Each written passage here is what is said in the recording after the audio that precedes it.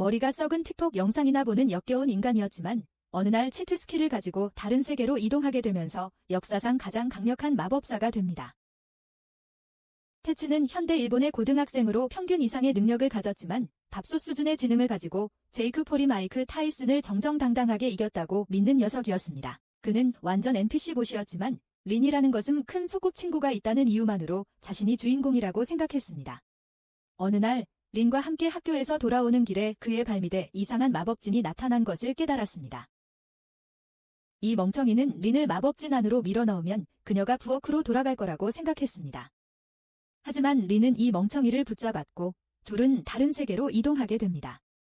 그곳에 도착한 테츠는 눈을 뜨고 푸른 초원에 누워있는 자신을 발견합니다. 그는 저 멀리 누워있는 린을 발견하고 그녀를 깨우며 여기가 어디인지 궁금해합니다. 핸드폰을 확인하더니 신호도 인터넷도 안 돼요.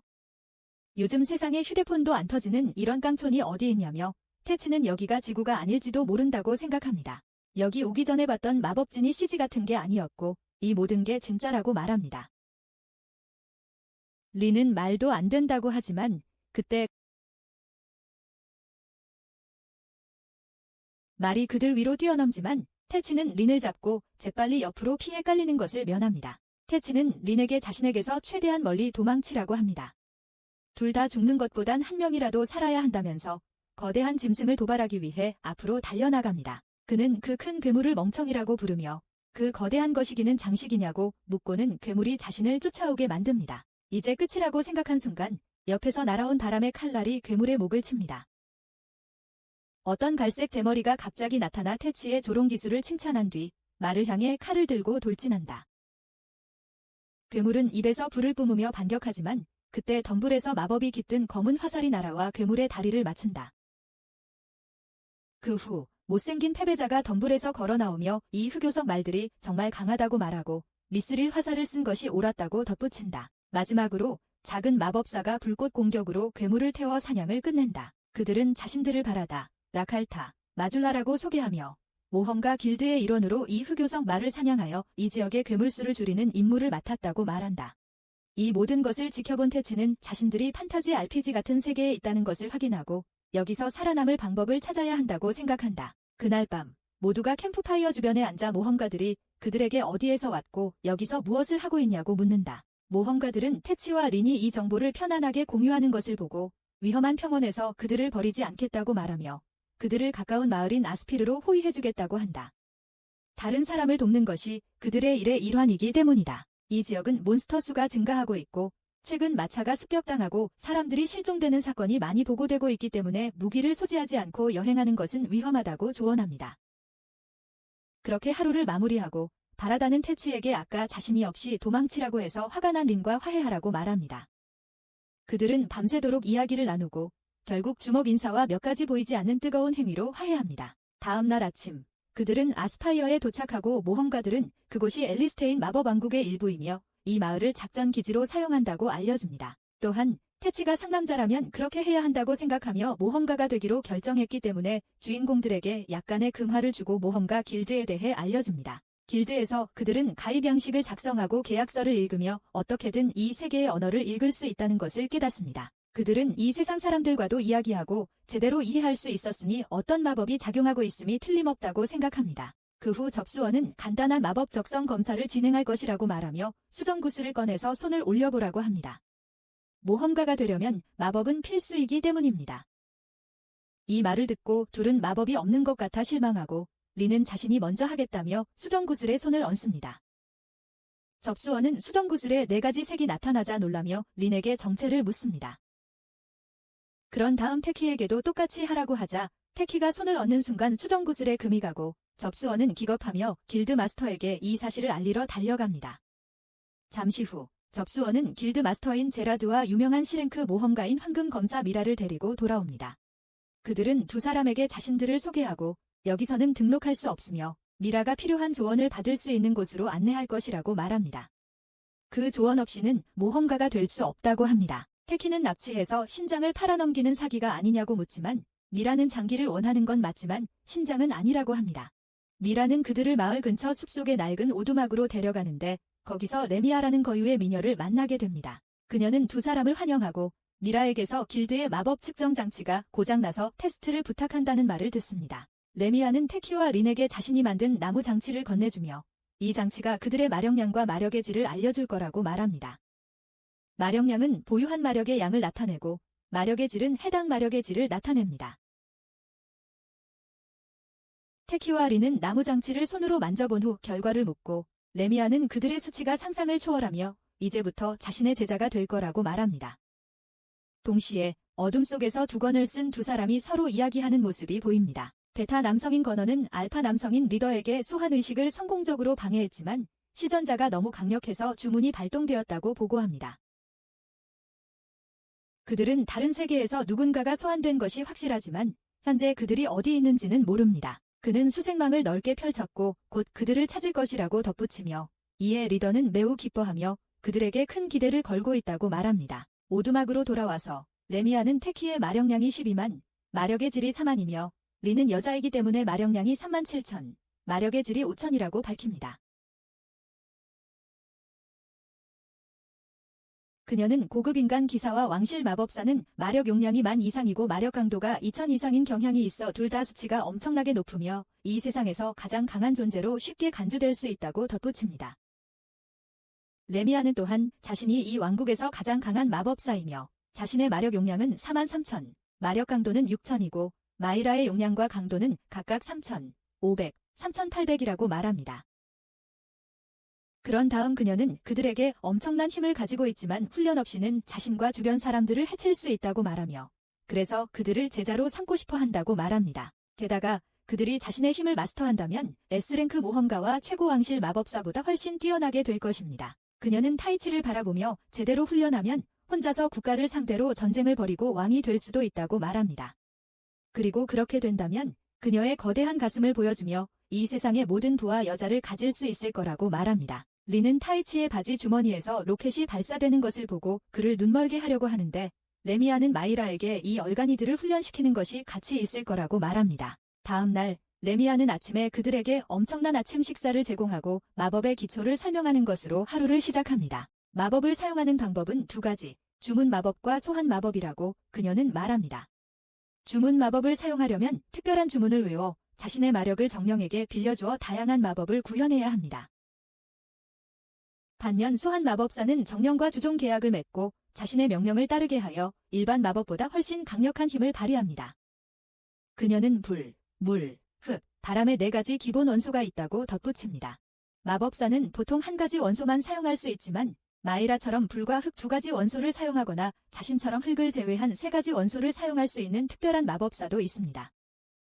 그녀는 린이 4가지 원소를 모두 사용할 수 있는 더욱 희귀한 경우라고 덧붙입니다. 반면 타이치가 어떤 원소를 사용할 수 있는지는 알 수 없지만 레미아는 그가 계약을 맺을 정령을 찾을 때까지 기본기를 다지는 훈련에 집중하겠다고 말합니다. 애쉬 또한 과거의 소환 마법사들이 빛, 어둠, 시공간 마법을 사용했으며 타이치가 자신의 힘을 완전히 마스터한다면 세계 최강의 마법사가 될 것이라고 말합니다. 그 후 그들은 모두 숲으로 가고 레미아는 타이치에게 손의 마력을 집중시켜 신체 강화를 하는 방법을 보여준다. 타이치는 기술을 익히기 위해 열심히 연습하고 그 과정에서 한 소녀의 목소리가 그에게 행운을 빌어준다고 들린다. 타이치는 그 목소리가 어디서 나온 건지 궁금해하지만 자신만 들은 것 같다. 한편 마이라는 린에게 마법을 시전하는 기초를 가르친다. 마이라는 마법을 시전하려면 명확한 상상이 필요하다고 말한다. 린은 즉시 불마법을 배우고 나무 대신 타는 가스를 상상하여 그 마법을 파란 불꽃으로 바꾼다. 이 장면은 마이라를 많이 놀라게 하는데 그런 불꽃을 본 건 이번이 처음이기 때문이다. 마이라는 린을 천재라고 부른다. 그날 오후 린은 타이치의 상태를 확인하러 가는데 타이치는 손 연습을 많이 해서 꽤 지쳐 보인다. 그를 이렇게 보자 그녀는 그를 격려하기로 결심합니다. 그래서 타이치는 다시 한번 시도해보기로 하고 오른손의 마력을 집중하려고 합니다. 그러는 동안 그는 같은 어린아이의 목소리가 어떻게 해야 하는지 팁을 주는 것을 듣고 이것이 그의 손이 전구처럼 빛나기 시작하면서 성공하는 데 도움이 됩니다. 그는 린에게 그 목소리를 들었는지 묻고 유령인지 뭔지 궁금해하며 린을 겁먹게 합니다. 그 후 그들은 둘 다 저녁을 먹으러 들어가고 레미아는 그들의 발전을 칭찬합니다. 그녀는 마이라에게 린을 계속 돌보라고 말하고 타이치에게 다음에는 왼손을 연습하고 전신 강화를 할 수 있을 때까지 계속 연습하라고 말합니다. 그녀는 그의 속성을 찾을 때까지 이것이 그의 주요 전투 방식이 될 것이라고 말하며 이는 그가 기가챗이라는 점을 고려할 때 그에게 꽤 잘 어울린다고 합니다. 그날 밤 늦게 마이라는 레미아에게 다가가 두 명의 새로운 사람들에 대해 묻습니다. 레미아는 그들이 3주 안에 제대로 싸울 수 있을 정도로 훈련시킬 거라고 말합니다. 다가오는 전쟁에서 스스로를 지킬 수 있어야 하기 때문입니다. 그녀는 수도의 문제들이 이렇게 멀리 떨어진 곳까지 영향을 미치지 않을 거라 생각했지만 상황이 곧 나빠질 것 같다는 느낌이 듭니다. 몇 주 후 타이치와 리는 그들이 얼마나 성장했는지 확인하기 위해 체력 테스트를 진행합니다. 타이치는 여러 마리의 페놀프와 싸우고 리는 토끼 괴물떼를 요리합니다. 타이치는 이제 주먹에 넣는 마력의 양을 조절할 수 있게 되었고 리는 주문 없이 기본 마법을 시전할 수 있게 되었으며 여러 가지 원소를 동시에 사용할 수 있게 되었습니다. 그들이 훈련하는 동안 레미아와 마이라는 절벽 위에서 그들을 지켜보며 그들이 얼마나 빠르게 강해졌는지에 대해 이야기합니다. 그때 그들은 두 사람이 오브시디언 말과 마주하는 것을 보게 됩니다. 하지만 처음 만났을 때와는 달리 이제 그들은 훨씬 강해져서 그 괴물을 쉽게 처치하고 저녁으로 먹을 수 있게 되었습니다. 그날 밤 모두 타이치와 린의 졸업시험 합격을 축하하고 레미아는 다음날 아스파이어로 이동하여 모험가로서 첫 임무를 시작할 것이라고 말합니다. 레미아는 또한 자신에 따르면 그들은 다른 세계에서 온 사람들인 로스트원지라고 불린다고 말합니다. 때로는 사고로, 때로는 시공 마법을 사용할 수 있는 마법사에 의해 소환된다고 합니다. 타이치와 리는 매우 놀라 어떻게 알았냐고 묻자 레미아는 두 사람의 비정상적인 마력량과 가끔씩 사용하는 새로운 단어들 때문에 알아챘고 악당들에게 이용당하지 않도록 제자로 삼기로 했다고 말합니다. 왜 여기에 소환되었는지에 대한 이유는 소환사에게 직접 물어봐야 하지만 왕국 전체의 시공 마법을 사용할 수 있는 마법사는 몇 명밖에 없다고 합니다. 타이치는 찾아야 할 사람이 줄어들어서 좋다고 말하며 쉽게 추적해서 오해를 풀고 원래 세계로 돌아갈 수 있을 거라고 말합니다. 레미아는 가능할 수도 있지만 그렇게 쉽게 될지는 모르겠다고 말합니다. 저녁 식사 후 타이치는 린과 함께 앉아 이 세계에 온 이후 일어난 모든 일에 대해 이야기합니다. 타이치는 모험가로 일해서 돈을 많이 벌고 자리를 잡은 다음 그 영향력을 이용해 자신들을 이곳으로 소환한 마법사를 찾아 원래 세계로 돌려보내 달라고 할 거라고 말합니다. 린 또한 희망에 차 있고 둘은 잠자리에 들기 전 잠깐의 애정 행각을 나눕니다. 그 후 타이치는 자신의 하얀 손을 바라보며 정말로 린의 거대한 국가들을 파괴할 힘을 가지고 있는지 의아해합니다. 그때 전에 들었던 목소리가 다시 들려오는데 그 목소리는 곧 만날 수 있을 거라며 기대하고 있다고 말합니다. 타이치는 그녀가 누구이며 무슨 의미인지 묻지만 그 목소리는 그를 무시하고 재수없는 여자처럼 웃으며 날아가 버립니다. 몇 주 후 타이치는 같은 목소리에 대한 꿈을 꾼 후 침대에서 깨어납니다. 그들은 아스파이어로 이주하여 모험가로 등록한 후 첫날 자신들을 구해준 모험가 그룹에 합류했음을 알게 됩니다. 그 이후로 그들은 2급의 간단한 임무들을 수행하며 이 세계에 대한 새로운 것들을 배우면서 서서히 강해지고 있습니다. 린은 대부분의 시간을 도서관에서 공부하며 이 세계에 대한 모든 것을 배우고 있습니다. 이 세계가 알테아라고 불리고 자신들이 있는 왕국은 서대륙에 속하며 세계에서 가장 발전된 마법을 보유하고 있다는 것을 알게 됩니다. 이 왕국의 인구는 2천만 명이며 그중 약 80%가 기초 마법을 사용할 수 있기 때문에 세계 3대 강국 중 하나로 여겨집니다. 또한 아스파이어는 스카탈로프 성국과 가르잔 제국과의 동쪽 국경 근처에 위치해 있어 상품과 정보교역의 중요한 도시로 번성해왔다는 것을 알게 됩니다. 바로 그때 여종업원이 아침 식사와 함께 길드에서 온 편지를 가져다 줍니다. 편지를 읽고 나서 그들은 길드 마스터에게 길드로 소환되었다는 것을 알게 됩니다. 무슨 일인지 보러 가니 접수원이 슬럼가에 있는 술집을 조사하라는 특별 의뢰를 줍니다. 타이치는 브로키 바에서 무엇을 찾아야 하는지 궁금해하고 길드 마스터는 최근 마차에서 도난당한 물건들이 슬럼가를 통해 도시로 밀반입되고 있다는 소문을 들었다고 설명합니다. 그는 범인을 잡는 데 도움이 될 만한 정보를 찾아보라고 지시하고 임무에 대한 보상은 7실버와 추가 보너스라고 말합니다. 타이치는 D랭크 임무를 맡아도 괜찮겠냐고 묻고 길드 마스터는 그들이 해낼 수 있다면 D랭크로 승급될 거라고 말합니다. 게다가 이 퀘스트는 이미 2번이나 실패했고 3번째로 실패하면 길드는 잘못된 평가에 대한 추가 비용을 지불해야 합니다. 타이치는 키 작은 남자를 구두쇠라고 부르지만 그는 그들이 레미아의 제자이기 때문에 그들의 실력을 확신한다며 그들을 보냅니다. 그렇게 타이치와 리는 슬럼가로 가서 진짜 수상한 일이 벌어지는 밤까지 느긋하게 시간을 보내기로 합니다. 걷던 중 리는 멜릴라 열매를 사러 가지만 가격이 지난주보다 2배나 비쌉니다.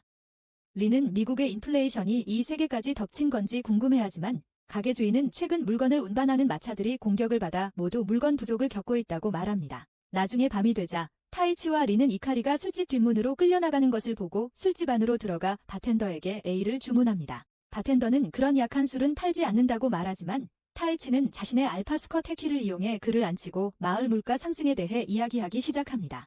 타이치는 그들도 이 사업에 뛰어들 계획이라며 어떻게 돌아가는지에 대한 정보를 얻을 수 있는지 궁금해한다고 말합니다. 바텐더는 이 사업이 아마추어들에게는 맞지 않는다고 말하지만 타이치는 그를 브로키라고 부르며 동전 한 보따리를 그 앞에 놓고 이제 입을 열겠냐고 묻습니다. 이를 본 욕심 많은 NPC들이 일어나 그들을 약탈하려 하지만 타이치와 린은 그들의 쓸모없는 엉덩이를 바닥에 쳐박고 정보를 빼냅니다. 괴한들은 그들이 어떤 망토를 입은 사람에게 고용되어 몬스터에게 공격당한 수레에서 물건을 전달하라는 의뢰를 받았다고 말합니다. 그들은 너무 어두워서 그 사람이 어떻게 생겼는지 알 수 없었지만 좋은 돈을 약속받았기에 일을 하기로 했다고 합니다. 바텐더는 그들의 돈은 필요 없다고 하며 이 바에서 그런 사람들의 물건을 파는 것은 정상적인 일이라며 불필요하게 간섭하지 말라고 경고합니다. 그 후 타이치와 린은 발을 나서며 이 사건의 배후가 누구일지 궁금해합니다. 그때 그들은 3명의 여성 닌자들이 자신들을 따라오는 것을 알아차리고 이를 유인해 싸움을 벌입니다. 타이치는 그들을 모두 주방으로 돌려보내려다가 참고 결국 그들 중 한 명을 강펀치로 쓰러뜨립니다. 린 또한 자신이 쓸모없지 않다는 것을 보여주며 그들 중 한 명을 밀쳐낸 후 타이치가 양성평등 정신으로 그녀를 잠재우도록 합니다. 그 후 그들은 마지막 자객에게 항복할 준비가 되었는지 묻지만 첫 번째 닌자가 깨어나 연막탄을 던지고 둘 다 의식을 잃은 동료를 남겨둔 채 현장에서 탈출합니다. 타이치는 그들이 임무를 방해하기 위해 온 것이 아니며 정말로 자신들을 암살하려는 것 같았다고 말합니다. 이에 린은 놀라며 그들은 붙잡힌 닌자를 길드에 넘기고 길드 마스터에게 그녀를 살려두라고 부탁합니다. 다음 날 아침 타이치와 린은 주점에서 미라를 만나는데 미라는 그들이 강등된 모험가로 승급한 것을 축하하기 위해 그곳에서 기다리고 있습니다. 그녀는 특별한 임무가 있다며 그들에게 함께 파티를 맺자고 제안합니다. 그녀는 북쪽 숲의 멜리라 열매가 수확할 준비가 되었기 때문에 농부들이 도둑을 잡고 수확물을 보호해달라는 의뢰를 했다고 설명합니다.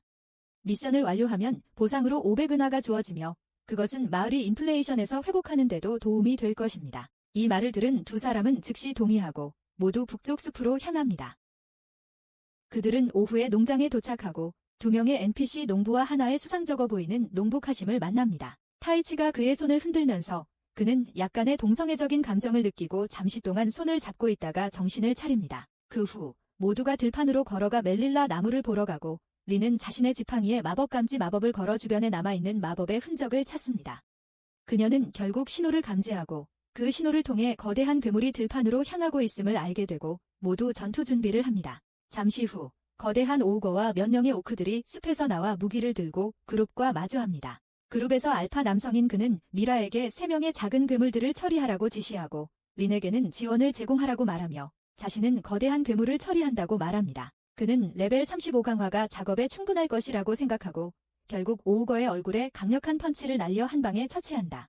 그날 밤 미라는 타이치와 린과 함께 앉아 이야기를 나누며 이 지역에서 오크와 오우거는 정상적인 존재가 아니므로 누군가의 계획의 일환일 것이라고 말한다. 그들은 그들을 덫에 빠뜨려 자신들이 쉽게 넘볼 수 없다는 것을 보여주기로 결심하고 하루를 마친다. 그 사이 우리는 검은 후드를 쓴 소녀가 죽은 시체들로 둘러싸여 있는 장면을 본다. 그녀는 마법을 사용해 그들의 생명력을 흡수하며 타이치와 린을 언급하며 마법사들과 만날 생각에 들뜬다고 말한 뒤 투명 망토를 사용해 사라진다. 다음 날 아침 우리는 제라르가 암살자의 감방을 열고 그녀에게 말을 할 준비가 되었는지 묻는 장면을 본다. 한편 타이치와 일행은 농장을 지나가고 있고 린은 마법 탐지 마법을 사용해 도둑들을 추적하고 있다. 그들은 결국 일련의 발자국을 발견하고 그것을 따라가 최근에 꺼진 불피트를 찾아낸다. 린은 앞쪽 들판에 3사람의 존재를 감지했다고 말하고 그들은 3명의 도둑을 현장에서 잡기 위해 앞으로 달려갑니다. 타이치, 린, 미라는 앞으로 나서서 그들을 항복시키고 2명의 NPC는 그들을 마을 경비병에게 데려가 넘깁니다. 그 사이에 카시는 타이치 일행에게 도움에 대해 감사를 표하고 타이치는 다시 한번 그의 손을 오랫동안 잡습니다. 타이치는 다른 농부들과 달리 손이 정말 부드럽다고 말하며 그 비결이 무엇인지 묻습니다. 카시는 자신은 감독관이라 손을 많이 쓰지 않는다고 말하지만 미라는 이 지역에서 오크와 오우거는 흔하지 않은데 평범한 농부인 카신이 어떻게 그들에 대해 알고 있는지 의아해합니다. 이 모든 것을 들은 카시는 웃기 시작하며 자신이 과일을 훔치도록 그들을 고용했고 몬스터를 들판으로 유인하기 위해 마법사를 고용한 것도 자신이라고 밝힙니다. 타이치는 그 이유를 묻고 카시는 자신의 목표를 달성하기 위해 타이치의 힘이 필요했고 직접 시험해보고 싶어서 이 모든 일을 꾸몄다고 말합니다. 바로 그때 투명 로그인 그라미가 투명 상태에서 나타나 미라의 뒤에서 그녀를 놀라게 합니다. 카신에게 말이 너무 많다고 하며 자신이 마법사이고 카신의 보디가드 역할을 하고 있다고 말합니다. 그 말과 함께 전투가 시작되고 미라는 그라미에게 달려들어 검을 맞부딪히며 투명해졌을 때 왜 공격하지 않았냐고 묻습니다. 그라미는 암살은 비겁한 짓이고 자신의 스타일이 아니라고 말합니다. 검을 부딪히고 힘으로 상대를 압도하는 것을 좋아한다고 합니다. 둘은 여러 번 검을 맞부딪히며 힘겨루기를 하지만 그때 린이 도움이 되고자 그라미에게 불덩이를 날립니다. 그라미는 뒤로 점프하며 바람 공격으로 마법을 상쇄합니다. 린은 먼지 회오리를 소환하여 그라미를 잠시 기절시키고 미라가 신체 강화를 끝낼 시간을 벌어줍니다.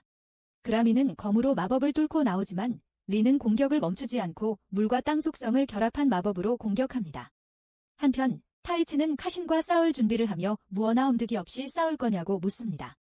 카신은 그에게 자신의 얼음 정령과 싸우게 하겠다며 옆에 얼음 괴물을 소환합니다.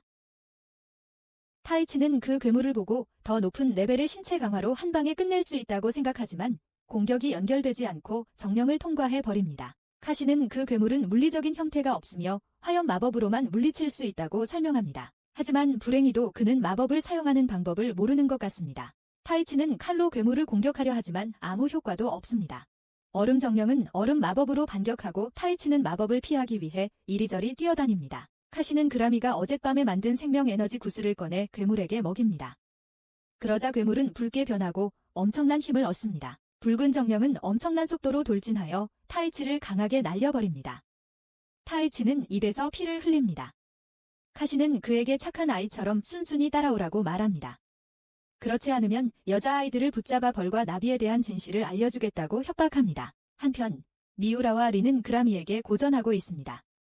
그라미는 미우라를 강력한 주먹으로 날려보낸 후 린 또한 공격합니다. 압도당하는 것을 느낀 두 마법사는 마력 출력을 높이기로 결정하고 레미아를 떠올리며 강력한 마법사와의 대결은 이미 익숙하다고 말합니다. 그라미는 자신을 얕보고 있었냐고 묻지만 미우라는 원래 계획대로 돌아갈 뿐이라고 말하며 레벨 40으로 강화하여 그라미에게 돌진합니다.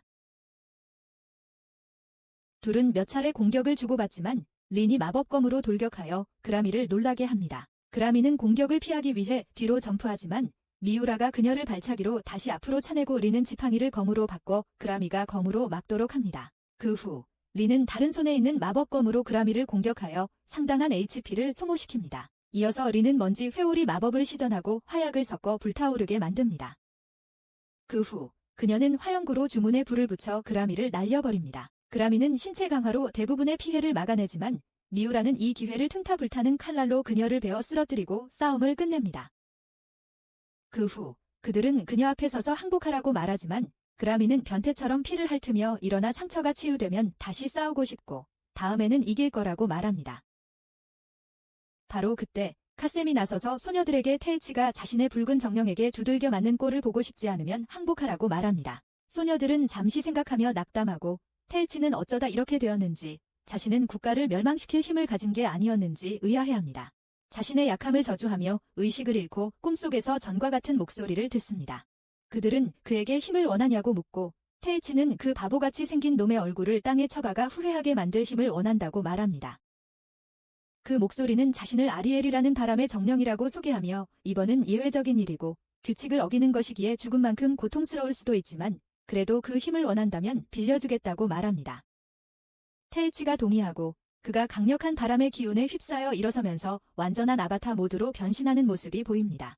카셈은 붉은 아바타를 다시 한번 그에게 돌진시켜 날려보내지만 테이치는 다시 일어서서 그 공격은 마치 새끼 고양이가 발로 친 것 같았다고 말합니다. 붉은 정령은 그에게 불꽃 숨결 공격을 날리지만 테이치는 아다르 하이키를 발동하여 강력한 바람으로 불꽃 공격과 붉은 정령을 한 번에 날려버립니다.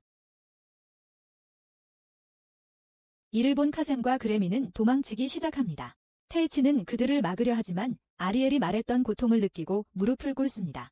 테이치는 기절하기 전에 마지막 공격을 날려 카셈의 오른팔을 잘라버리고 공식적으로 가장 한심한 외파리 애니메이션 캐릭터로 만듭니다. 며칠 후 테이치는 르미우의 집에서 깨어나 어떻게 여기까지 왔는지 궁금해합니다. 그때 르미우가 들어오고 그는 그녀에게 질문하지만 배에서 꼬르륵 소리가 나기 시작하고 둘은 식사를 하러 내려갑니다. 테이치는 손오공처럼 먹어치우고는 레뮤에게 지난 전투에서 마력을 모두 소진해서 일주일 동안 의식을 잃었다고 말합니다.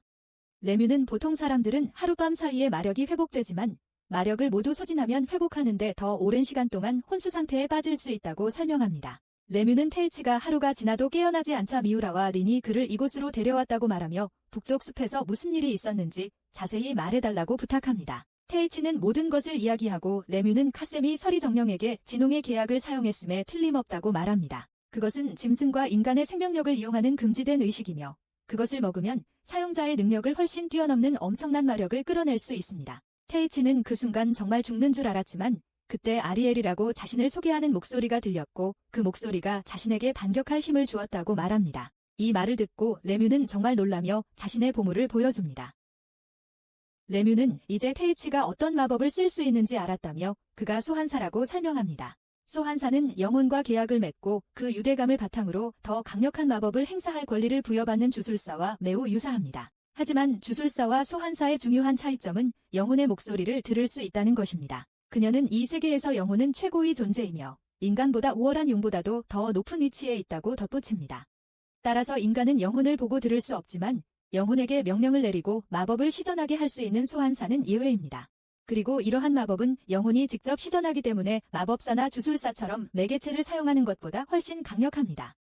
자신의 엄청난 레이즈 하키가 어떻게 영혼을 끌어들여 자신을 소환사로 만들었는지 알게 된 그는 여자아이들을 만나기 전에 커피를 마시러 나갑니다.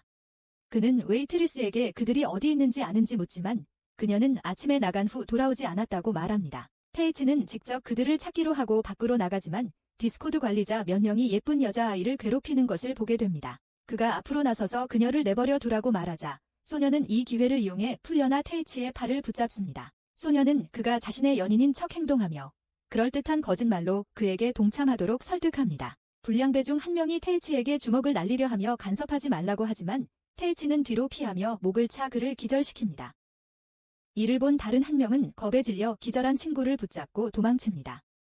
그들이 사라지자 소녀는 테이치에게 자신을 구해줘서 고맙다고 말하지만 테이치는 소녀가 혼자서도 충분히 그들을 상대할 수 있었던 것 같다고 말합니다. 그는 소녀가 스스로 그들의 소나귀에서 벗어났고 자신이 공격을 피하기 위해 뒤로 물러섰을 때도 그의 갑작스러운 움직임을 따라올 수 있었다는 것을 지적합니다. 게다가 그가 한 번의 발차기로 남자를 쓰러뜨린 것에 대해서도 전혀 놀라지 않은 것 같았다고 말합니다. 이 말을 들은 소녀는 그들에게는 이번이 첫 만남이 아니기 때문이라고 말하며 첫 만남에서 그가 자신에게 꽤 거칠게 대했다고 언급합니다. 테이치는 그녀가 엘라베마에서 온 자신의 여동생인지 궁금해하지만 그녀는 자신을 아나스타샤라고 소개하며 테이치가 기절시켜 길드에 넘긴 바로 그 닌자 소녀라고 밝힙니다. 한편 스스로를 황제라고 부르는 카셈의 보스가 등장합니다. 그는 카셈이 테이치와 린에 대한 모든 정보를 얻어온 것을 칭찬하며 그의 팔은 그럴 만한 가치가 있는 작은 대가였다고 말합니다. 그런 다음 그는 그레미에게 더 잘 봉사할 수 있도록 약간의 수정이 필요하다고 말하며 그녀의 손에 특별한 주문을 겁니다.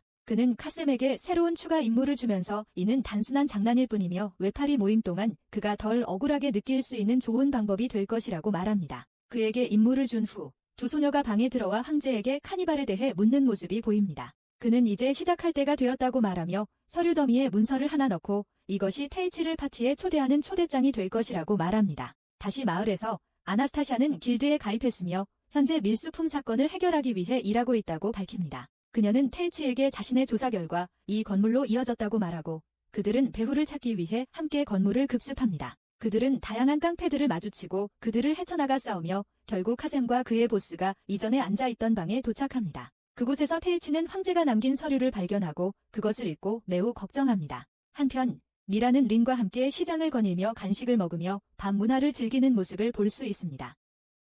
린은 테이치를 걱정하지만 미라는 레미아와 함께 있으니 괜찮을 거라고 안심시키며 지금은 자신들의 임무에 집중해야 한다고 말합니다. 바로 그때 누군가에게 미행당하는 것을 눈치채고 사람이 없는 곳으로 유인해야 할지 고민하는데 그때 복면을 쓴 아이가 뒤에서 칼로 그들을 공격합니다. 린과 미라는 뛰어서 피하며 그 암살자와 대치하기 전에 모두에게 그곳에서 나가라고 소리칩니다. 미라는 검에 기를 모아 돌진하여 검을 부딪히고 린은 그 소년의 더러운 얼굴을 씻어주기 위해 물 공격을 합니다.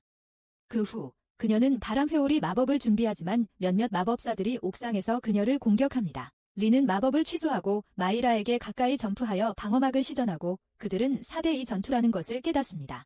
하지만 그때 어딘가에서 그레미의 목소리가 들리고 그녀는 투명 상태에서 나타나 마이라의 배를 기습 공격하여 쓰러뜨립니다. 그 후 그녀는 마이라를 데리고 도망치며 린에게 이건 자신의 스타일이 아니지만 보스가 그녀를 원해서 어쩔 수 없다고 말합니다. 린은 그녀를 쫓아가려 하지만 졸개들이 그녀를 막고 그레미는 그곳을 빠져나갑니다. 한편 타이치와 아나스타샤는 토 마법으로 만들어진 터널을 지나가는 모습이 보이고 건물에서 발견한 종이의 아스파이어 아래 어딘가에 크림슨 팩으로 강화된 3,000마리의 고블린 무리가 숨어있다는 내용이 적혀 있었다는 것을 알게 됩니다. 그들은 결국 터널 끝에서 밖에 뼈가 있는 문을 발견하고 아나스타샤는 혹시 함정이 있을까 봐 자물쇠 따기 기술을 사용하여 문을 엽니다. 그녀가 이렇게 일하는 것을 보고 타이치는 그녀를 길드에 넘겼을 때 그녀가 깨끗한 삶을 살기를 바랐는데 이제 길드가 그녀를 임무에 이용하는 것에 대해 복잡한 감정을 느낀다고 말합니다. 이 친절한 말들을 들은 아나스타샤는 미소를 지으며 이제부터 자신을 안나라고 부르라고 말하고 그들은 계속해서 수색을 이어간다. 마을로 돌아온 린은 자신을 방해하려는 바보 NPC들을 처치하고 돌아서서 그람미가 자신 뒤에 서 있는 것을 발견한다. 그람미는 그녀가 빠르게 처리한 것을 축하하며 마이라가 어디에 있는지 알려준다. 그녀는 또한 그녀의 상사가 크림슨 팩트 오브를 먹이려 했다고 말하며 이시카이드가 누군가에게 넘어가는 것에는 상관없지만 그들이 그녀의 먹이였고 다른 사람이 그것을 빼앗은 것에 대해 불쾌하다고 전한다. 이 말을 들은 린은 마이라가 갇혀있는 건물로 달려가 안에 있던 모두를 처치하고 그녀가 갇힌 방으로 향한다. 린은 바람 마법으로 주요 마법사를 쓰러뜨리고 얼음 결속으로 나머지를 얼려 묶은 후 지구 마법을 사용해 마법진을 파괴하고 마이라를 쇠사슬에서 풀어낸다. 그때 황제가 카신과 함께 들어오며 린이 친구를 구하면서 아무도 죽이지 않은 것에 대해 축하한다. 그는 자신이 이 모든 일의 배후라고 소개하며 린이 그와 싸울 준비를 하지만 황제는 자신은 손에 더러운 일을 할 생각이 없다고 말하고 3,000마리의 괴물이 마을을 공격할 예정이므로 싸울 의미가 없다고 말하며 모든 것이 공격을 받으면 파괴될 것이라고 경고한다. 이를 들은 린은 타이치의 이름을 부르고 황제는 그들이 자신을 구하러 오지 않을 것이라고 말합니다. 왜냐하면 그들을 위해 다른 무대를 준비했기 때문입니다. 이제 이 마을을 보호하는 것은 그들의 몫이며 두 사람이 이를 어떻게 해결할지 기대한다고 말하고 떠납니다. 떠나면서 카심은 황제에게 동시에 마을을 안팎으로 공격하는 것이 필요했냐고 묻고 황제는 그렇다고 대답하며 그가 준비한 붉은 계약 괴물들이 총 몇 마리냐고 묻습니다. 카심은 지하에 500마리, 지상에 약 200마리가 있다고 말하고 황제는 그 수치면 타이치와 린의 힘을 충분히 시험할 수 있을 것이라고 말합니다. 한편 타이치는 지구 골렘의 펀치를 한 손으로 막아 안나를 구하고 있습니다. 그는 안나를 뒤로 밀어낸 후 물리적으로 강화된 펀치로 골렘을 완전히 처치합니다. 그 후 앞에서 문이 열리고 그들은 붉은 계약으로 마법에 걸린 듯한 고블린 농장 위에 서 있는 몇 명의 어린 소녀들을 봅니다. 소녀들은 자신들을 마일로와 멜로라고 소개하며 자신들이 지구 골렘을 만들었고 이 고블린들을 마을에 풀어놓아 마을 사람들과 놀고 남자와 아이들을 저녁으로 먹을 거라고 말합니다. 타이치는 그들의 멍청한 얼굴을 보고 그들도 어린이들이라며 이게 나쁜 생각 같지 않냐고 묻지만 소녀들은 이 구슬을 사용해 고블린들을 조종할 것이라고 말하며 고블린들을 풀어놓습니다. 마을로 돌아온 미우라와 린은 길드로 가서 제라르에게 황제와 그의 계획에 대해 알린다. 황제는 3,000마리의 괴물을 이용해 마을을 공격할 계획이다. 제라르는 아스피르의 모든 모험가들을 소집하고 마을 경비대에도 도움을 요청하여 방어전을 준비한다. 180명의 모험가들만 있는 상황에서 상황은 매우 불리해 보였지만 그때 레미아가 전투에 합류하여 모두를 격려하며 싸운다. 한편 타이치와 아나는 붉은 고블린들과 싸우며 그들이 지상으로 올라가지 않도록 막으려 한다. 타이치는 신체 강화 기술을 사용해 고블린들을 전부 처치하지만 동굴을 파괴할까 두려워 다시 정상적인 전투로 전환한다. 많은 고블린들과 싸우던 중 그는 곧 여자들의 목소리를 듣고 그들이 가지고 있던 수정구슬이 쓸모없음을 깨닫는다. 고블린들이 이제 그들을 공격하고 있다. 타이치는 괴물들 사이를 뚫고 나가 그들을 구해내고 그들에게 사과하라고 한다. 그 후 타이치는 린에게 그들을 돌봐달라고 부탁하고 500마리의 괴물을 전부 처치하기 위해 본격적인 괴물 사냥을 시작한다. 길드로 돌아온 레미아 일행은 상황을 파악하고 레미아는 몬스터의 수가 너무 많아 한 번에 상대할 방법이 없기 때문에 전술 클래스의 광역 마법 중 하나를 사용하여 수를 줄이겠다고 말합니다. 하지만 그런 마법을 초반에 사용하면 마나가 부족해져서 더 이상 큰 공격을 할 수 없게 됩니다. 이 말을 들은 린은 레미아에게 광역 마법은 자신에게 맡기라고 하고 마치 화산 폭발과 비슷한 마법을 쓸 수 있을 것 같다고 설명합니다. 린은 증기 에너지를 이용해 폭탄을 만드는 과학적 원리를 설명하려 하지만 다른 사람들은 이해하지 못합니다. 마치 제가 수학 수업을 이해하지 못하는 것처럼요. 하지만 레미아는 린을 믿고 맡기기로 합니다. 다음 날 아침, 몬스터들이 성벽에 가까워지자 린은 마법을 시전하기 시작합니다. 먼저 땅 마법을 사용하여 땅에 거대한 구멍을 만듭니다. 린은 대부분의 몬스터를 구멍에 빠뜨리고 물을 채운 후 거대한 녹은 금속 덩어리를 만들어 그 안에 던져 넣습니다. 금속은 빠르게 식어 구멍 위를 막고 그 아래에 생긴 증기 때문에 엄청난 힘으로 폭발합니다. 거대한 폭발에 모두가 놀라고 레미아는 반격을 지휘하며 제라드와 함께 모험가들을 이끌고 적진으로 향합니다. 한편 카심과 황제는 절벽에서 그들을 내려다보고 있었고 황제는 레미아의 활약을 보는 것만으로도 이번 일은 충분히 가치가 있었지만 린이 그런 파괴적인 마법을 보여준 것은 덤이라고 말합니다. 그는 이제 진짜 위험에 맞설 시간이라고 말하고 한 모험가가 제라르에게 진홍서약으로 강화된 몬스터 200마리가 전투에 참가했다고 보고하는 장면이 나옵니다. 이 소식에 제라르는 크게 걱정하지만 그때 타이치가 안 나와 두 소녀와 함께 캠프에 도착합니다. 그는 지하에서 일어난 일을 제라르에게 설명하고 미우라와 린에 대해 묻고는 그들을 돕기 위해 나섭니다. 반면 미우라와 린은 계속되는 전투에 지쳐가고 있으며 여전히 활기찬 레미아를 칭찬합니다. 바로 그때 그들은 진홍서약 몬스터의 거대한 무리를 발견하고 레미아는 강력한 마법을 시전해서 처리할 테니 30초만 벌어달라고 부탁합니다. 미우라와 린은 앞으로 돌진하여 작은 몬스터들을 무찌르고 레미아는 광역 마법을 시전하여 눈앞의 적들을 몬스터 군대를 이끄는 듯한 붉은 오우거 3마리만 남깁니다. 세 사람은 각각 오우거 1마리씩을 상대하지만 린의 공격은 몬스터에게 아무런 피해도 입히지 못하는 것처럼 보이고 몬스터는 마지막 일격을 가하려고 그녀에게 다가갑니다. 마지막 순간에 그녀는 여기서 쓰러지더라도 타이치가 와서 모두를 구해줄 거라고 말하며 그에게 자신의 진심을 말하지 못한 것을 후회합니다. 하지만 괴물이 그녀를 공격하기 직전 타이치가 뛰어들어 한 손으로 막아내고는 이 전쟁이 끝나면 모든 것을 말해달라고 합니다. 레미아와 미우라는 곧바로 린을 돌보고 타이치는 붉은 오우거를 밀어낸 후 붙잡아 땅에 내던집니다.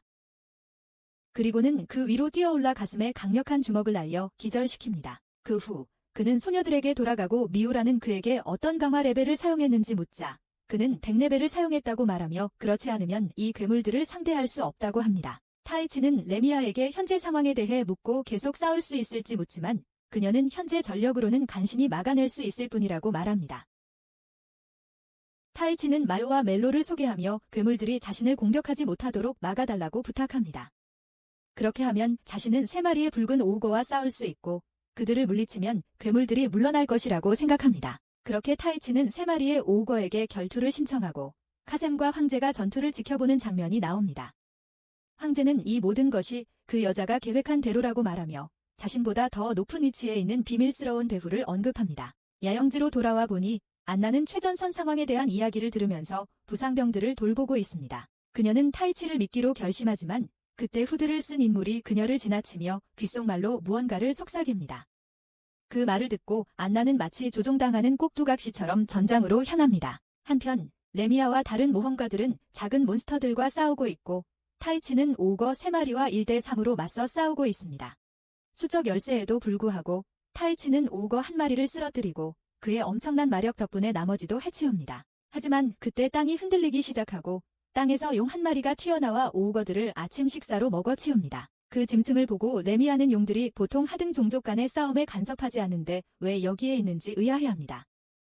모두가 타이치 주위에 모이고 우리는 쌍두의 황금용 또한 타이치를 시험하기 위한 수수께끼의 배후의 계획의 일부라는 것을 알게 됩니다. 타이치는 레미아와 다른 사람들에게 최악의 상황에 대비해 마을을 대피시키라고 말하고 자신이 혼자 용과 싸우겠다고 말합니다. 린은 그와 함께 있겠다고 말하고 메로드는 살아서 돌아오지 않으면 용서하지 않겠다고 말합니다. 그렇게 모두 돌아가고 타이치는 린에게도 뒤에 있으라고 말합니다. 여자이기 때문에 자신의 방해만 될 거라고 하면서요. 게다가 용이 린을 공격하기로 한다면 그는 본능적으로 그녀를 지키려 할 것이고 상남자인 그가 패배하는 이유가 분명히 그것 때문일 거라고 합니다. 린은 알겠다고 말하고 자신을 방어하는 데 집중하면서 멀리서 타이치를 도울 방법을 찾습니다. 타이치는 용과 마주하기 위해 앞으로 달려갑니다. 가는 길에 아리에를 부르지만 그녀는 대답하지 않고 그는 첫 번째가 그저 우연이었는지 궁금해합니다. 그럼에도 불구하고 그는 자신을 100레벨로 강화하고 강력한 펀치로 싸움을 시작하기 위해 앞으로 뛰어듭니다. 용은 발톱으로 공격을 막고 여러 개의 불덩어리와 꼬리 채찍 공격으로 반격합니다.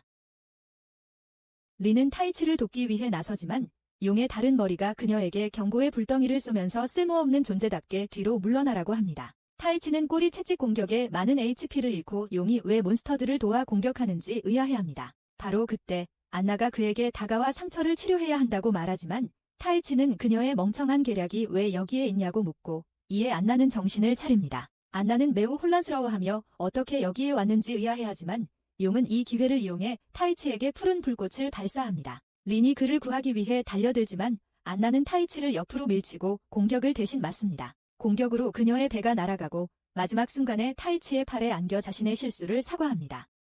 그녀는 자신을 도구가 아닌 여자로 봐준 유일한 사람이 타이치였다며 살아남게 된다면 친구가 되어달라고 부탁하지만 숨을 거두고 그의 팔에서 죽습니다. 그녀가 죽는 모습을 본 타이치는 분노하며 자신의 힘을 진지하게 받아들이지 않고 충분히 훈련하지 않은 자신을 저주합니다. 그리고 아리엘을 부르며 그녀가 듣고 있을 거라 말하고 그것을 자신에게 달라고 합니다. 그는 남자답게 포효하며 세게 해달라고 말하고 아리엘은 그의 부름에 응하며 이것이 바로 자신이 그에게서 바라던 강한 감정이라고 말합니다. 타이치는 갑자기 비행기 안에서 아리엘과 이야기를 나누게 되고 아리엘은 전처럼 그에게 힘을 줄 수 없어서 미안하다고 사과합니다. 아리엘은 그에게 먼저 정식 계약을 맺어야 한다고 말하며 그러기 위해서는 소환사가 정령을 부르고 그들의 힘을 요청해야 하며 두 번째로는 그 힘을 온전히 받아들일 의지가 있어야 한다고 말합니다. 이 사실을 알게 된 타이치는 소리쳐서 미안하다고 사과하고 그들은 계약을 맺습니다. 이로써 타이치는 정식 소환사가 되고 새롭게 얻은 힘으로 현실 세계에서 정신을 차립니다. 그는 린에게 안나의 몸을 돌봐달라고 말한 뒤 아리엘에게 한 방에 끝내자고 말하며 용에게 다가갑니다. 그를 본 용은 그의 용기를 칭찬하고 타이치는 용에게 목표가 무엇이며 이 전쟁에서 물러나려면 어떻게 해야 하는지 묻습니다. 용은 그에게 진정한 힘을 보여준다면 모든 질문에 답하고 이곳을 떠나겠다고 말합니다. 그 후 두 입에서 화염 숨결 공격을 발사하고 타이치는 주먹을 사용한 강력한 바람의 흐름 공격으로 맞섭니다. 처음에는 둘 다 힘이 비슷해 보이지만 타이치는 곧 짐승을 제압하고 땅에 내던집니다. 이후 용은 그의 힘을 보고 기뻐하며 자신이 어떤 여성을 섬기고 있으며 그의 진정한 힘을 시험하는 것이 목표였다고 밝힙니다. 또한 이제부터 그 여성이 그를 계속 인도할 것이라고 말하며 이는 이 나라와 이 세상을 위해 필요한 일이라고 말한 뒤 소중한 사람들을 지키고 싶다면 강해지라고 말하고 멀리 날아갑니다. 한편 후드를 쓴 다른 하인과 함께 황제가 수수께끼의 여성에게 보고하는 모습이 보입니다. 그는 타이치가 바람의 정령과 계약을 맺었다고 보고합니다. 여성은 이제 그의 다음 인도를 준비할 때이며 마을 다음에는 나라라고 말합니다. 전쟁 후 아스피르는 서서히 재건을 시작하지만 승리에도 불구하고 큰 손실을 입었습니다. 타이치가 안나의 무덤에 꽃을 놓고 하늘에서 자신을 지켜봐 달라고 말하는 모습이 보입니다. 그 후 그는 레미아와 다른 사람들을 만나러 가서 아리엘을 작은 모습으로 소환하여 소개합니다. 그들이 이야기를 나누는 동안 기사들의 호의를 받는 마차가 마을로 들어오는 것을 발견하고 레미아는 마차에 왕가의 문장이 있는 것을 알아챕니다. 마차는 결국 레미아의 집 근처에 멈추고 보라색 머리의 소녀 엘세나가 마차에서 내려 자신을 마커스 농원의 딸이라고 소개하며 길모어 왕의 명을 받고 왔다고 알립니다. 그녀는 그들에게 도움을 요청하기 위해 왔다며 왕도 위니펙스로 함께 가자고 부탁합니다. 가는 길에 레미아는 엘세나에게 현재 나라의 상황을 설명해달라고 하고 엘세나는 지난 30년 동안 나라가 현 국왕을 지지하는 파와 그의 동생을 지지하는 파, 두 개의 파벌로 나뉘어 통치되어 왔다고 말합니다. 도르샤임 공작 말입니다. 길모어 왕은 외교를 통해 그리고 다른 나라들과 적극적으로 교류하며 현재의 지위를 얻었지만 도르샤임 공작은 보수적인 성향입니다. 길모어 왕의 정책 중 하나에 따라 그들은 일부 마법사들을 다른 나라에 파견했고 이는 마법 왕국으로서의 그들의 지배력에 영향을 미칠 수 있습니다. 반대파는 마침내 그들에게 무기를 들기로 결정했고 반란 전쟁이 임박했으며 그들은 이 전투에서 그들의 도움을 바라고 있습니다. 그렇게 수도에 도착한 테이치는 그곳이 사실상 유령 도시라는 것을 알아차립니다. 레미아는 엘세나에게 왕이 테이치와 린에 대해 뭐라고 했는지 묻고 엘세나는 왕이 그들을 데려오라고 고집했다고 말합니다. 바로 그때 화살 하나가 그녀를 향해 날아오지만 테이치는 마치 엄청난 반응 속도로 그것을 공중에서 잡아 그녀의 목숨을 구합니다. 우리는 그것이 공작의 부하 중 한 명이 쏜 것이며 그는 이 세계인들이 수도에 도착했다고 공작에게 보고합니다. 성으로 돌아온 테이치 일행은 법정으로 들어가고 엘세나는 그들을 수석 마법사 벨라, 군대의 최고 사령관인 수멜라 장군, 그리고 왕의 외동딸인 샬롯 공주에게 소개합니다. 바로 그때 왕도 들어와서 아스파이르 방어에 대한 그들의 노고를 치하합니다. 레미아는 격식을 생략하고 그에게 무슨 일이냐고 묻습니다. 왕은 다른 모든 사람들에게 나가라고 말한 다음 레미아에게 그녀는 전혀 변하지 않았다고 말합니다. 그들은 오랜 친구 사이인 것 같고 레미아는 그에게 조건을 받아들인다면 도와주겠다고 말합니다. 그녀는 일단 아스파이어로 돌아가자고 하고 테이치와 린을 이 세계로 소환한 것이 그인지 솔직하게 말해달라고 합니다. 왕은 결국 사실을 인정하고 자신이 그들을 소환하라고 명령했다고 말합니다. 이 말을 들은 테이치는 앞으로 나서서 어떻게 자신들의 평화로운 삶을 빼앗고 사람들을 죽이기 위해 이곳으로 소환할 수 있었냐고 묻고 메라는 테이치의 편을 들며 항의합니다. 길마르는 모든 책임을 지겠다고 말하고 그들은 모두 각자의 방으로 갑니다. 레미아와 미라는 장군들과 이야기를 나누러 가고 테이치와 린은 새롭게 밝혀진 사실에 대해 이야기합니다. 바로 그때 엘세나가 문을 두드리며 공주님이 그들을 만나고 싶어 한다고 말합니다. 그러자 샬롯이 들어와 불편을 끼쳐서 미안하다고 사과하며 자신이 그들을 이 세계로 소환한 사람이라고 밝힙니다. 이 주문을 시전하기 전에 많은 연구를 했다고 설명하며 평화로운 삶을 살던 누군가를 소환하여 싸우게 하는 것에 갈등했지만 결국 왕국의 공주로서 자신에게 기대되는 일을 하기로 결정했다고 말합니다. 그녀는 소환하는 동안 공작의 암살자 중 한 명이 침입하여 주문이 불안정해졌다고 말합니다. 엄청난 마력을 가진 테이치만 소환하려 했지만 암살자의 공격으로 인해 린까지 함께 소환되었고 궁궐 대신 아스파이어 근처의 들판에 텔레포트 되었다고 합니다. 그들의 위치를 찾는데 오랜 시간이 걸렸다며 그들의 삶을 망친 것뿐만 아니라 무능하고 쓸모없는 존재라는 것에 대해 사과합니다. 이 모든 것을 듣고 그녀가 우는 것을 본 테이치와 린은 고개를 들라고 말하며 그녀가 한 모든 일을 용서하고 소중한 사람들을 구하고 싶은 마음을 이해한다고 말합니다. 샬롯은 나라의 평화가 찾아오면 자신의 영혼을 바쳐서라도 그들을 원래 세계로 돌려보내기 위해 모든 것을 다하겠다고 말하고 테이치는 모두가 행복하게 이 전쟁에서 벗어날 수 있도록 함께 싸우겠다고 말합니다. 바로 그때 르뮤가 들어와 테이치에게 밖으로 나오라고 합니다. 그녀는 테이치에게 국왕의 기대만큼 강한지 확인하고 싶어하는 수멜라와 싸우게 하고 테이치는 그녀의 모든 공격을 막아내고 강화된 검으로 그녀의 검을 부러뜨리며 자신의 강함을 증명합니다. 그 후 둘은 격렬한 육탄전을 벌이고 테이치는 스메라를 쓰러뜨린 후 그녀 위에 올라탑니다. 이에 스메라는 흥분하며 테이치의 몸 안에 특별한 하얀 것이 있는지 묻자 테이치는 믿을 수 없다는 듯 소리칩니다. 그날 밤 테이치는 아리엘과 함께 하늘을 바라보며 인간적에게 너무 많은 힘을 사용하는 것이 두렵다고 이야기하지만 린을 보호하기 위해서라면 기꺼이 그렇게 할 것이라고 말합니다. 그 후 그는 린의 상태를 살피기 위해 안으로 돌아가다가 우연히 린이 옷을 갈아입는 모습을 보게 됩니다. 한편 샬롯은 성전에서 기도를 드리고 있고 황제가 그녀에게 다가옵니다.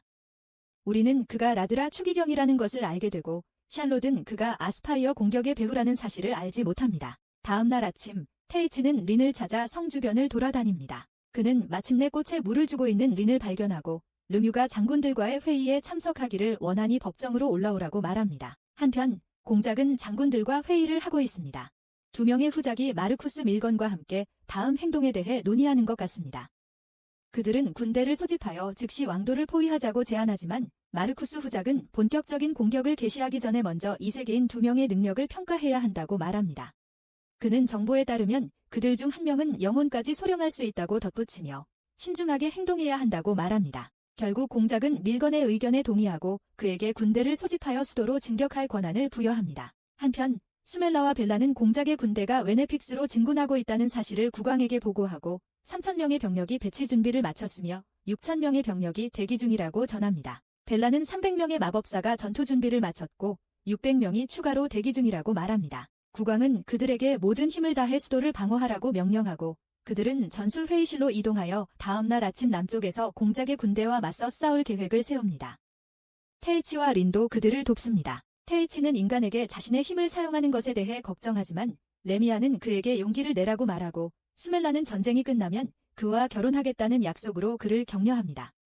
이로 인해 테이치는 더욱 걱정하게 됩니다. 그날 밤 테이치는 전쟁 참여에 대해 너무 긴장한 듯 보이는 린을 만나러 갑니다. 그녀는 실수로 그곳에 온 것이니 참여하지 않아도 된다고 말하지만 린은 자신의 자유의지로 뛰어들었고 테이치와 함께 싸우겠다고 말합니다. 린은 또한 자신의 방에서 밤을 보내라고 말하고 둘은 함께 앉아 린이 테이치의 어깨에 머리를 기댑니다. 오늘 밤 테이치가 드디어 남자가 될 것 같지만 그녀의 손을 잡으려고 하다가 무언가를 눈치채고 이제 그만 자야 할 시간이라고 말합니다. 한편 미우라와 레미아가 차를 마시며 린에 대해 이야기하는 모습이 보이고 미우라는 린을 확인하러 가기로 합니다. 하지만 레미아는 창밖을 보면서 무언가를 눈치채고 자신도 편집증에 걸린 것 같다고 말합니다. 얼마 후 나무 위 창밖에 후드를 쓴 암살자가 서 있는 모습이 보입니다.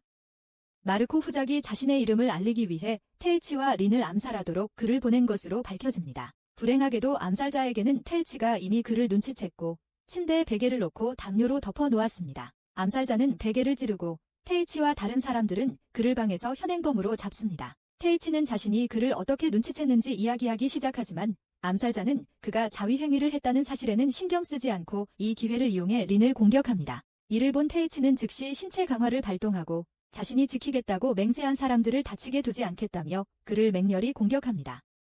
한참 동안 그를 두들겨 패던 중 레미아가 그만하라고 테이치를 말립니다.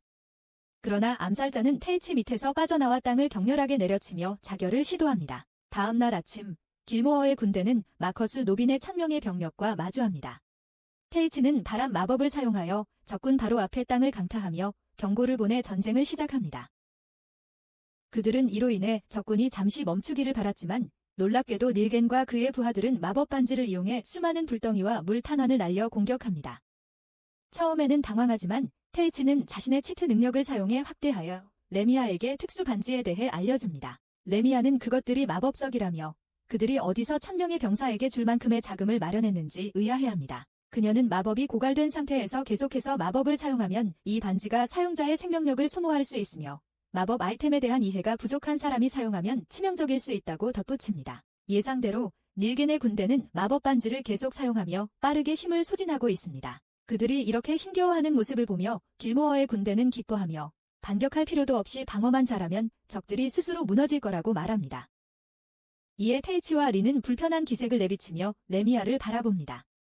레미아는 비록 적이지만 그들도 왕국의 일원이기에 길모어 또한 불필요한 희생을 원치 않을 거라고 말합니다.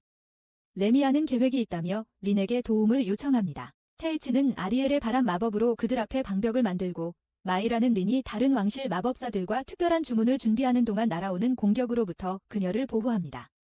그러자 갑자기 비가 내리기 시작합니다. 린은 번개 마법을 사용하여 적군에게 충격을 가해 기절시킵니다. 닐겐 역시 힘이 빠져 무릎을 꿇습니다. 그때 공작의 보좌관인 아니미쿠스가 그에게 다가와 무슨 일이 있었는지 알려줍니다. 닐겐은 왜 지고 있는지 묻자 아니미쿠스는 반지의 힘 소진 효과에 대해 설명한 후 그를 찌르며 이제 내 역할은 끝났다고 말합니다. 그리고 그렇게 전쟁은 끝났습니다. 그날 밤 카셈과 그레미가 술집에서 술을 마시는 모습이 보입니다. 카셈은 작은 장치를 꺼내 다음에 테이치를 만나면 바닥에 먼지를 핥게 만들겠다고 말합니다. 다음 날 아침 린은 특별한 구강 기술로 테이치를 깨웁니다.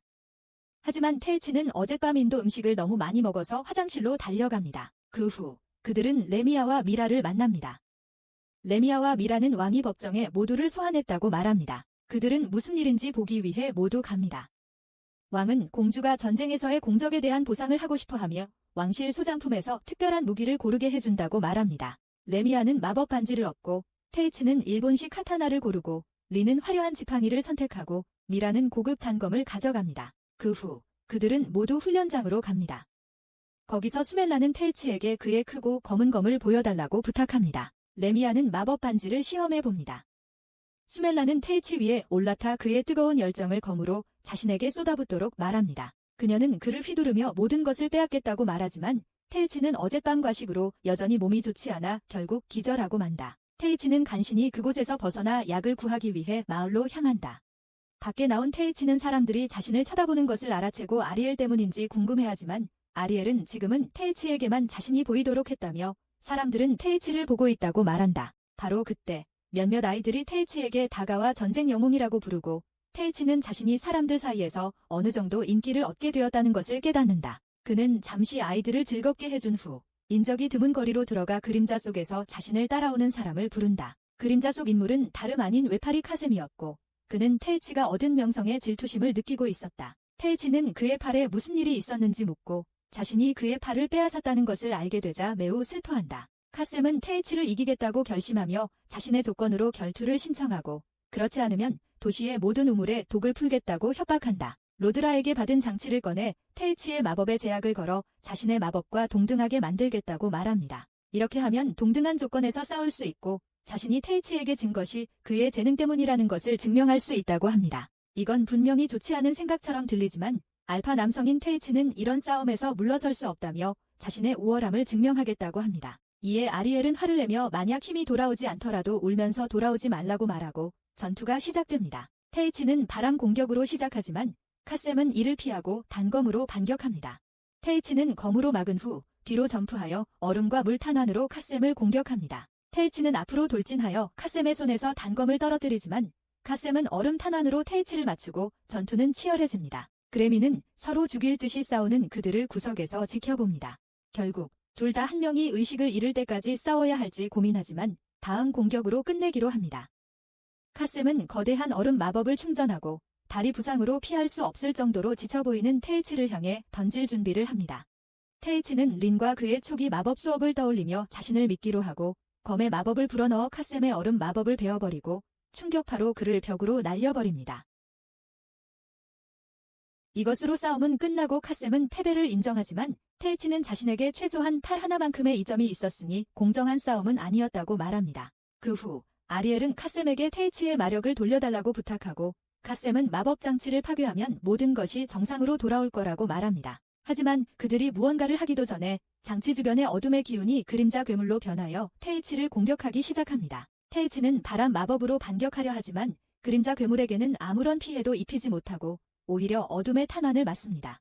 테이치에게 상황이 좋지 않아 보이는 순간 그레미가 갑자기 투명 망토를 벗고 괴물을 공격합니다. 카셈은 얼음 마법으로 괴물의 주의를 끌고 그레미에게 장치를 파괴하라고 말합니다. 하지만 장치를 파괴한 후에도 괴물은 사라지지 않고 카셈은 이 모든 것 역시 로터의 계획이었는지 의심합니다. 테이치는 자신의 힘이 돌아온 것을 확인하고 한 번의 공격으로 괴물을 날려버리겠다고 말하며 아리엘에게 주변 공기를 압축하여 번개를 만들라고 지시하고 검을 이용한 번개 공격으로 괴물을 날려버립니다. 그 후 그는 카셈에게 회복 무략을 건네지만 그레미는 그의 자존심을 더 짓밟지 말라며 그저 테이치에게 진 것에 심술이 났을 뿐이라고 말합니다. 이제 대등하게 싸웠으니 패배를 받아들였고 아마 더 강해지기 위해 노력할 거라고 말합니다. 그녀는 카셈을 일으켜 세우고 함께 걸어갑니다.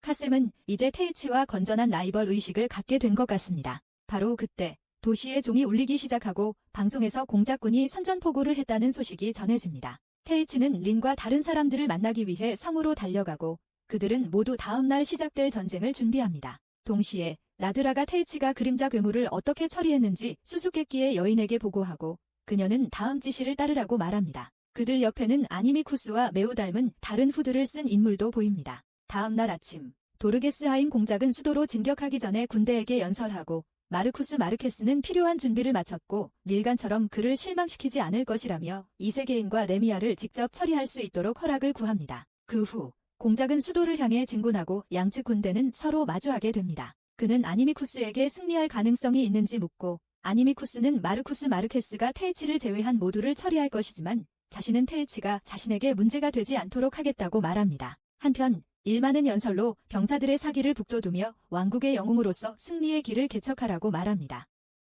이렇게 전쟁이 시작되고 병사들이 검을 부딪히고 마법 주문이 전장 곳곳에 쏟아지는 모습이 보입니다. 린과 뮤라는 전투를 지배하고 레미아는 새 마법 반지를 사용하여 적들을 파괴합니다. 하지만 그들은 모두 마르케스가 준비한 상대와 맞붙게 되고 우리는 스조라라는 방랑 모험가가 린과 대결하는 장면을 보게 된다. 마르케스 자신은 미유라와 싸우고 미스포로라는 마법사는 레미아와 대결하며 그의 두꺼운 지팡이를 사용해 그녀에게 마법을 걸어 방해한다. 한편 테이치는 바람 마법을 이용해 적군을 넘고 공작의 진영 바로 앞에 착지한다.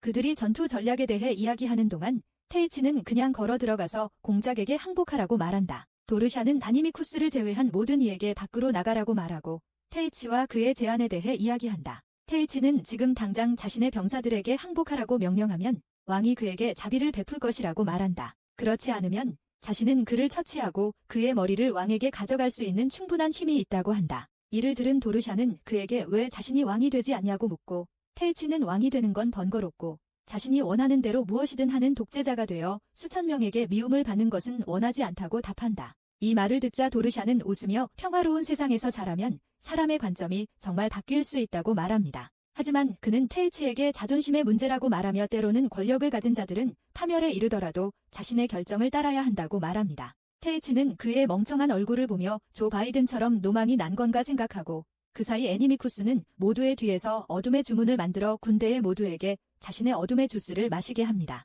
전장으로 돌아와서 레미는 미스 플로를 공격하며 그저 그녀를 지치게 만들 작정인지 묻습니다. 그는 얼음 마법을 사용해 그녀를 공격하지만 그녀는 땅에서 불꽃을 소환하여 막아냅니다. 그는 그녀에게 얼음 탄환을 쏘지만 그녀는 방어 마법으로 막아내고 풍인을 사용하여 그를 쓰러뜨립니다. 이에 놀란 늙은 마법사는 패배를 인정하고 레미에게 자신을 끝내라고 말하고 레미는 거대한 불덩이를 사용해 그를 끝냅니다. 같은 시각 미라는 불타는 검을 사용하여 마르세유와 싸우지만 그는 검을 공중으로 날려버리고 오늘 밤 엘프 고기를 맛볼 수 있을 거라고 생각합니다. 하지만 그녀는 그를 순식간에 지나쳐 왕실 소장품에서 챙긴 단검으로 그의 목을 베어버립니다. 반면에 린은 상대를 끝내는데 어려움을 겪고 있는 것 같습니다. 스즈라는 공격을 계속하며 린을 수세에 몰아넣습니다.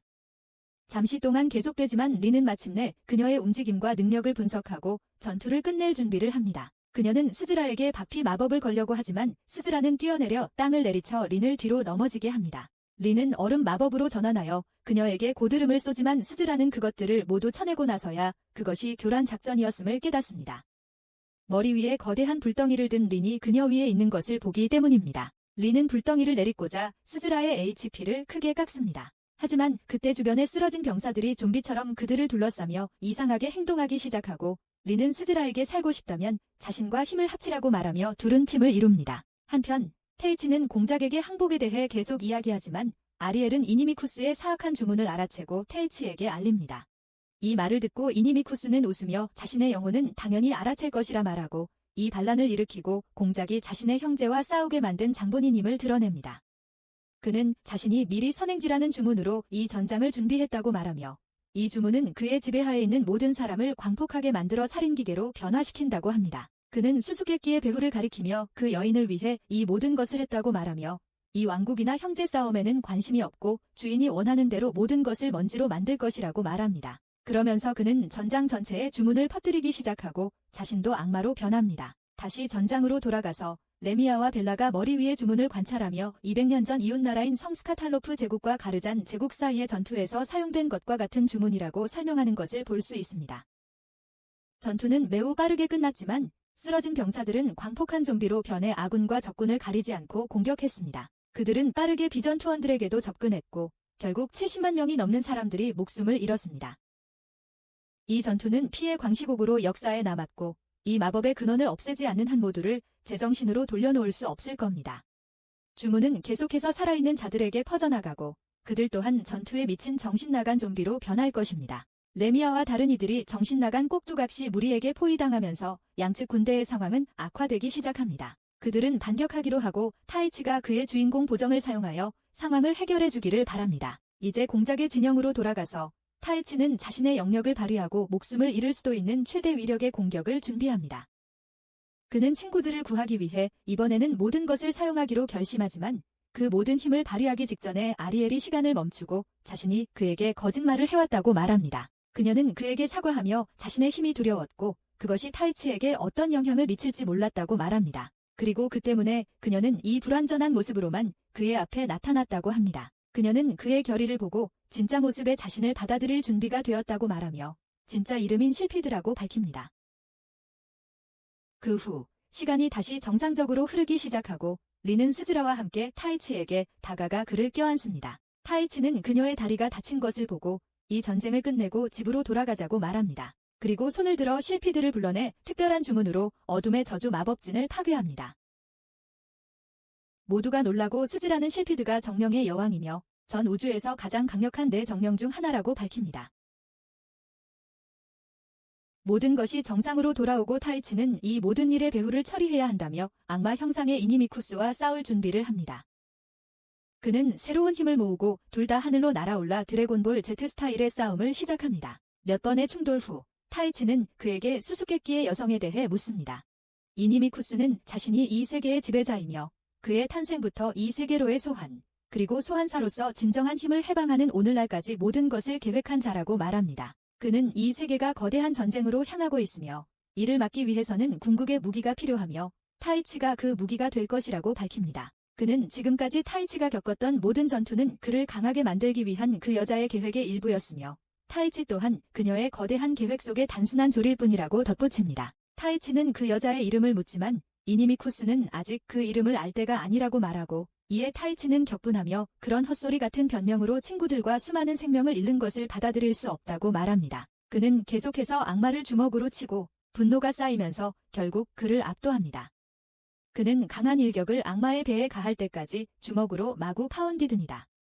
결국 악마는 땅바닥에 쓰러집니다. 타이치는 쓰러진 악마 위에 서고 이니미쿠스는 부드러움이 그의 유일한 약점이니 마지막 일격을 가하라고 말합니다. 하지만 타이치는 이 힘을 받아들였을 때 이미 인간성을 버렸다고 말하며 강력한 번개 공격으로 그를 증발시킵니다. 이로써 전쟁은 끝나고 타이치는 린, 레미아, 미라 곁에서 성 안에서 깨어납니다. 그들은 타이치가 이니미쿠스와 알세나를 물리친 이후의 모든 일을 그에게 설명해주고 샬롯 또한 달려와 그의 안부를 묻습니다. 그는 마력이 고갈되어 며칠 동안 잠들어 있었지만 이제 이 왕국의 영웅으로 여겨지고 있었다. 왕은 그들에게 왕실군대 자문관의 칭호를 수여하고 왕국이 위기에 처했을 때 소환되는 특수부대로 임명한다. 길마르는 또한 그의 형의 반역 행위를 진압하고 왕국에는 당분간 평화가 찾아온다. 타이치는 이 힘 때문에 자신도 괴물로 변할지도 모른다고 걱정하지만 레미아는 그에게 아무리 강한 힘을 얻더라도 마음이 올바른 곳에 있다면 인간으로 남을 것이라고 안심시킨다. 그녀는 그를 격려하고 모두 아스파이어로 돌아가 훈련을 계속하기로 한다. 샬롯과 알세나는 그들을 배웅하고 샬롯은 그들을 원래 세계로 돌려보낼 방법을 찾겠다고 약속한다. 타이치는 이 세계의 새로운 친구들과 시간을 보내는 것도 괜찮다며 서두르지 않아도 된다고 말한다. 그렇게 그들은 아스파이어로 돌아가는 길을 떠나고 타이치는 다시는 친구들이 다치게 하지 않을 만큼 강해지겠다고 다짐한다. 수수께끼의 배후 조종자 레이디가 수정구슬을 통해 그를 지켜보는 모습이 보인다. 그리고 이것으로 이식하게 양 마법사 시즌 1이 끝납니다.